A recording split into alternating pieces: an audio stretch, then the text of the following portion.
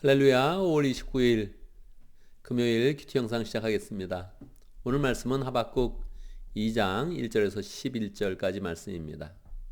오늘 내용은 하나님께서 하박국의 기도에 대해서 응답하시는 내용으로 채워져 있습니다. 하나님의 응답이 한 번 이루어진 것이 아니라 원래 하박국이 기도하던 그런 그 내용 중에 하나님께서 응답을 주셨죠. 하박국은 지금 남쪽 유다의 그런 상황이 이렇게 죄가 많고 이렇게 악이 성행하고 있는데 하나님, 정말 하나님은 살아계신 것입니까? 어떤 대책이 있습니까? 이렇게 기도를 탄식하면서 했지요. 이때 하나님께서 하박국에게 놀랍게 응답하신 것입니다. 나는 대비책이 있다. 이런 유다 지파의 백성들의 그런 악은 내가 이웃 나라 바벨론을 통해서 심판할 것이다. 그렇게 말씀을 하신 것입니다. 그런데 이웃 나라 바벨론이 어떤 나라입니까? 아주 포악하고 사납고 잔인한 민족이었던 것입니다. 그들이 한번 정복한 그런 나라들은 많은 사람들이 죽게 되고 그리고 많은 사람들이 피를 흘리면서 쓰러지게 되는 것입니다. 하박국은 하나님의 응답을 들으면서 깜짝 놀라게 된 것이죠. 그렇다면 내 가족들은 다 죽을 것인가? 내 친척들이 다 죽게 될 것인가? 이 이스라엘 모든 그런 사람들이 다 그 바벨론의 그런 칼날 아래 다 쓰러질 것인가 하면서 깜짝 놀랐던 것입니다. 그래서 다시 하나님께 기도를 하는 것이죠. 하나님, 이 바벨론 민족은 이스라엘보다 훨씬 더 악한데 어떻게 악한 민족이 착한 백성을 심판할 수 있습니까? 원래 하박국은 이스라엘이 착하다고 생각하진 않았죠. 그런데 바벨론에 비해서는 착하고 특별히 하나님의 말씀이 있었고 어쨌든 선택된 그런 민족이 아닙니까? 어떻게 이 민족이 저렇게 더 악한 그런 바벨론 민족에게 그렇게 쓰러질 수 있습니까? 이렇게 질문을 했던 것이죠. 질문을 하면서 하박국은 하나님의 응답을 기다립니다. 어떤 태도로 기다릴까요? 2장 1절 말씀입니다. 내가 초소 위에 올라가서 서겠다. 망대 위에 올라가서 나의 자리를 지키겠다. 주님께서 나에게 무엇이라고 말씀하신지 기다려 보겠다. 내가 호소한 것에 대해서 주님께서 어떻게 대답하실지를 기다려 보겠다. 하박국은 망대 위에 서서 초소 위에 서서 망대에 올라가서 그래서 보초를 서는 그런 병사와 같은 그런 그 마음으로 하나님의 응답을 기다린 것입니다. 이 초소를 서는 그런 그 마음이 굉장히 긴장되고 조심스럽거든요. 그래서 이스라엘을 대표해서 기도하는 그런 가운데 이스라엘이 지금 영적으로 어두워서 하나님의 말씀을 깨닫지 못해도 자기가 간절히 초소하는 그런 사람처럼 초소 위에 서서 보초하는 사람처럼 그렇게 하나님의 응답을 기다렸던 것입니다. 드디어 하나님의 응답이 내려진 것이죠. 1절에서 2절은 어떤 시간차가 있을 것인데 하박국이 얼마나 기도를 많이 했는지 얼마나 간절히 기도했는지는 묘사하지 않습니다. 왜냐하면 하나님의 응답이 아주 자세히 있었고 하나님의 응답이 더 중요하기 때문에 그것은 기록하지 않고 이제 하나님의 응답이 임한 것을 2절부터 기록하고 있습니다. 주님께서 나에게 대답하셨다. 너는 이 묵시를 기록하여라. 판에 똑똑히 새겨서 누구든지 달려가면서도 읽을 수 있게 하여라. 하나님의 응답은 자세하고 명확했고 분명했던 것입니다. 이 묵시는 정한 때가 되어야 이루어진다. 끝이 곧 온다는 것을 말하고 있다. 사실 하박국이 정확히 언제 활동을 했는지는 모릅니다. 대략적인 것은 알죠. 주전 600년 또는 650년경에 그렇게 활동을 했던 그런 사람입니다. 근데 이스라엘이 멸망하는 때는 586년이니까 뭐 하박국이 650년에 활동했다 그러면 아직도 몇십 년이 남은 것입니다. 그러니까 하나님의 그런 계시는 명확했는데 이게 이루어지는 때는 바로 내일 이루어지는 것도 아니요 다음 달에 이루어지는 것도 아닙니다. 그러니까 그때를 기다려라. 반드시 오고야 만다. 늦어지지 않을 것이다. 하나님은 뭐 하박국 선지자뿐만 아니라 여러 선지자를 통해서 이스라엘의 멸망을 그렇게 예언해 주셨죠. 계속해서 끊임없이 주의 말씀을 주시면서 예비해라, 조심해라, 준비해라, 돌이켜라 계속적으로 그 말씀을 주셨던 것이죠. 이제 하박국을 통해서 이스라엘 멸망에 대해서 분명하게 선언해 주십니다. 4절입니다. 마음이 한껏 부푼 교만한 자를 보아라. 이건 이제 바벨론이죠. 그는 정직하지 못하다. 이것도 바벨론이죠. 그들의 탐욕에 대해서 말씀하시고 하나님은 이렇게 말씀하십니다. 5절 후반부입니다. 그러나 탐욕은 무덤과 같아서 그들이 스올처럼 목구멍을 넓게 벌려도 죽음처럼 성이 차지 않을 것이다. 그들의 그런 탐욕이 커서 계속적으로 이제 정복하고 사람들을 죽이고 빼앗아가고 하는 일들을 계속 이제 하고 있다는 것이죠. 그런데 지금 하박국의 그런 질문은 어떻게 바벨론을 통해서 심판하십니까? 이런 질문이잖아요. 그러니까 하나님이 그것에 대해서 또 길게 말씀해 주십니다. 그들이 모든 나라를 정복하고 모든 민족을 사로잡지만 이제 6절부터는 바벨론의 운명에 대해서 말씀하시는 것입니다. 바벨론의 운명은 무엇일까요? 6절 정복당한 자 모두가 빈정대는 노래를 지어서 정복자를 비웃으며 결국 바벨론이 이스라엘을 정복했는데 이 정복자를 비웃는 것입니다. 비웃는 시를 져서 정복자를 욕하지 않겠느냐? 그들이 너를 보고 남의 것을 긁어 모아 내 것을 삼는 자여 너는 망한다 할 것이다.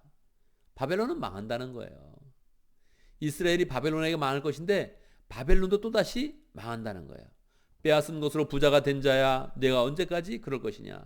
정복해서 전리품을 가졌다고 부자가 된다고 좋아할 거 없다는 거예요. 그것은 다 하나님이 조금 시한을 주어서 그렇게 허용한 것뿐이고 반드시 더 그렇게 심판을 받는다는 것이죠. 빚쟁이들이 갑자기 들이닥치지 않겠느냐. 빚쟁이가 들이닥치는 것처럼 바벨론에게 또 다른 민족이 들이닥친다는 것이죠. 8절 내가 수많은 민족을 털었으니 살아남은 모든 민족에게 이제는 내가 털릴 차례다. 그래서 바벨론이 정복을 했지만 정복한 그런 그 모습 그대로 다른 민족에게 당해서 털리게 된다는 것이죠. 내가 사람들의 피를 흘려 죽게 하고 땅과 성읍과 그 안에 사는 주민들에게 폭력을 휘두른 탓이다. 그래서 바벨론이 하나님의 도구로 쓰임 받았지만 그렇게 폭력을 휘두르고 다른 사람을 죽이고 했던 그런 모든 일은 다시 심판을 받게 된다는 것입니다. 계속 이어지는 그런 그 내용이 그렇게 나오고 마지막 2장 20절을 보면 하나님께서 그렇게 선언하시죠. 나 주가 거룩한 성전에 있다. 온 땅은 내 앞에서 잠잠하여라. 그렇게 하나님께서 말씀을 해주시죠. 하나님의 계획이 있다는 거예요. 하나님의 계획이 명쾌하고 또 하나님께서 다 대비책이 있고 하나님 공의롭게 이 세상을 심판하면서 하나님의 공의를 물이 바다 덮음 같이 그렇게 하나님의 공의가 넘치게 할 것이다. 너는 내 앞에서 잠잠해라. 이렇게 응답을 주시는 것이죠. 오늘 말씀에서 우리는 하나님께서 두 번째 응답을 하셨다 하는 것을 잘 주의 깊게 보면 좋겠습니다. 일반적으로 다른 데서도 하나님께서 재차 선지자의 말에 대해서 응답하시는 것도 있지만 이게 좀 드문 것이죠. 하나님께서 대화하듯이 소통하듯이 선지자 생각을 다 읽고 선지자의 그런 강구의 내용을 다 이해하시면서 그것에 대해서 구체적으로 답변하시는 내용이 아주 독특한 것입니다. 우리도 기도할 때 하나님의 응답을 받고 또 자기의 생각을 아뢰고 다시 하나님의 그런 계시가 주어지는 이런 사람이 된다면 영적으로 아주 탁월한 영성을 나타내는 것이죠. 그래서 우리도 하박국의 그런 기도처럼 이렇게 기도해야겠다 이렇게 마음을 먹고요. 오늘 말씀에서는 하나님의 확실한 대비책입니다. 원래 하나님은 항상 대비책이 있죠. 어떤 일에 대해서도 대책이 있습니다. 그런데 그것을 지금 자세하게 하박국에 대해서 설명해 주고 있는 것이죠. 우리도 살아가면서 여러 가지 의문이 있습니다. 의문이 있을 때마다 하나님께 구하고 하나님의 확실한 대비책 그것을 우리의 그런 삶 가운데 받는다면 우리의 그런 삶이 풍성하고 또 기쁨이 넘치고 확신 가운데 있는 그런 삶이 될 것입니다. 오늘 말씀 속에서 제가 일부러 지나쳤는데요. 오늘 말씀에서 보석과 같은 한 그런 말씀을 여러분의 마음 가운데 확실하게 가져야 됩니다. 제가 읽으면서 일부러 지나쳤죠. 4절입니다. 마음이 한껏 부푼 교만한 자를 보아라. 그는 정직하지 못하다. 그리고서 계속 바벨론에 대한 그런 이야기가 나오죠. 그러나 한 줄 보석과 같이 정금과 같이 귀한 그런 그 말씀이 있는 것입니다. 그러나 의인은 믿음으로 산다. 이 말씀을 놓치지 말아야 됩니다. 그냥 읽는 것이 아니라 이것이 보석이구나. 이것이 정말 하나님의 응답 중에 가장 강력한 것이구나 하는 것을 읽어내야 됩니다. 여러분이 미리 성경을 읽어보라고 했는데 그때 이 4절의 말씀이 들어왔습니까? 그냥 읽었다. 나 그 말씀이 있는지 안다. 이 정도가 아니라 이게 하나님의 응답이구나. 지금 하박국은 얼마나 이 마음에 앵시어스합니까? 사람이 죽는다는 사실에 대해서. 나와 내 가족과 내 친척과 내 친지와 친구들과 모든 이웃들이 다 죽게 된다는 사실에 대해서 얼마나 깜짝 놀랍니까? 간이 떨어질 정도로, 그냥 심장이 멎을 정도로 깜짝 놀라는데, 사실은 하나님은 확실한 대비책, 의인은 오직 믿음으로 말미암아 살리라, 이 말씀을 주신 것입니다. 이것이 성경을 관통하는 메시지입니다. 이것이 신약 성경에 3번, 4번 반복돼서 인용이 되면서 이 말씀으로 마틴 루터는 종교개혁을 일으켰고, 이 말씀을 핵심으로 바울은 로마서를 쓰게 된 것입니다. 우리 이 말씀을 놓치지 말아야 됩니다. 성경을 관통하는 메시지, 바벨론에 대해서 얘기하는데 성경을 관통하는 메시지를 2장 4절에서 주었던 것입니다. 오늘 말씀을 통해서 우리가 기도한다면 믿음으로 의인이 되고 의인이 되어서 구원받는 그런 삶이 될 수 있도록 기도해야겠습니다. 순서는 의인은 믿음으로 산다 이렇게 이야기했지만, 하나님은 의인이라는 정의를 사실은 믿음이 있는 자 이렇게 말한 것입니다. 지금 이스라엘이 심판받지만 믿음이 있는 자는 의인으로 인정받을 것이고, 그 의인은 다시 믿음을 통해서 구원을 받게 된다 이렇게 말씀을 하신 것입니다. 그래서 우리 그런 삶 가운데서도 늘 믿음으로 하나님께 의롭다 칭함을 받고 의인으로 인정받아서 구원받는 삶이 되길 원합니다. 이렇게 기도하면 좋겠습니다. 두 번째는 코로나 사태 가운데서 하나님께서 우리에게 구원의 손길을 펼쳐주시도록 우리와 우리 가정과 공동체와 이 나라 가운데, 이 세계 가운데 은혜를 주시도록. 아직도 감염자와 사망자가 계속 늘어나고 있습니다. 미국은 아직 정점을 찍었다, 지금 감소 추세에 있다 이렇게 말하지 못하는 그런 상황이 있습니다. 세계적으로도 그러하죠.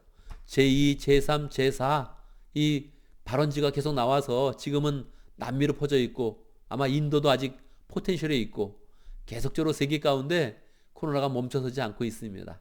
하나님께서 구원의 손길을 펼쳐주시도록, 하나님의 구원의 손길을 펼치시도록 우리는 더 겸손한 마음을 갖고 회개하는 마음을 갖고 하나님의 은혜를 구하는 마음으로 기도를 해야겠습니다. 오늘은 금요일입니다. 우리의 모든 일정을 마치고 또 목자문 하게 될 때 하나님께서 은혜를 주시도록. 여러분, 믿음이 적은 사람들이 온라인 예배를 어떻게 드리겠습니까? 믿음이 적은 사람들이 온라인 예배를 때 어떤 태도로 예배를 드리겠습니까? 가만히 끝까지 앉아있을 수는 있겠습니까? 처음부터 마지막까지 계속 틀어놓고 끝까지 마음을 동행해서 곳에 예배를 드릴 수 있겠습니까? 제가 이걸 살펴보면 사람들이 끝까지 예배를 다 드리지 못합니다. 빨리 돌리기도 하고요, 그냥 확 지나가기도 하고요, 그리고 딴짓을 하기도 하고요, 예배 중에 일어나기도 하고 움직이기도 합니다. 하나님께서 우리 가운데 은혜를 주시도록 목자 모임도 은혜 가운데 잘하면서 목원들의 마음을 잘 살펴야 되는 것입니다.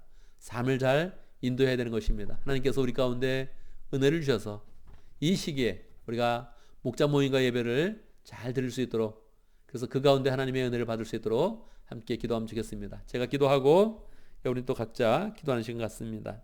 기도하겠습니다. 은혜로우신 하나님, 공의로우신 하나님을 찬양합니다. 하나님의 공의를 펼치면서도 항상 믿음이 가진 사람, 하나님을 바라보는 사람, 기도하는 사람을 절대 외면하지 아니하시고 구원의 손길을 펼쳐서 의인은 오직 믿음으로 말미암아 살리라, 주의 복음의 그런 말씀을 주심을 감사합니다. 세상이 아무리 요동하고 소란하고 혼란스러워도 그 가운데 하나님은 믿음이 있는 자를 살펴보시고 구원의 손길을 펼쳐주시는데, 하나님, 우리가 늘 믿음으로 굳게 서게 하시고 하나님의 구원의 손길과 은혜의 손길과 사랑의 손길을 경험할 수 있도록 인도하여 주시옵소서. 지금 코로나로 인해서, 코로나 바이러스로 인해서 세상이 혼란합니다. 하나님, 불쌍히 여겨주시고 구원의 손길을 펼쳐 주시옵소서. 겸손하게 우리의 부족함과 우리의 연약함과 우리의 무력함을 고백합니다. 주님께서 구원의 손길을 펼치셔서 우리의 삶과 가정과 공동체와 이 나라를 국률하게 해주시고 세계를 긍휼히 여겨주시고 하나님 바이러스에 감염되어서 아픔 가운데 있는 그런 사람들 하나님을 간절히 소망하고 하나님의 능력을 바라보는 그런 가운데 구원의 손길을 경험할 수 있도록 인도하여 주시옵소서. 하나님 몸이 아픈 사람도 있지만 경제적으로 심리적으로 생활적으로 어려워하는 사람들이 많이 있습니다. 긍휼히 여겨주시고 살펴주시고 하나님의 은혜를 펼쳐 주시옵소서. 어려움 가운데 도리어 햇빛과 같이 강렬한 하나님의 은혜의 광선을 쐴 수 있도록 역사하여 주시옵소서. 오늘 금요일을 맞이했습니다.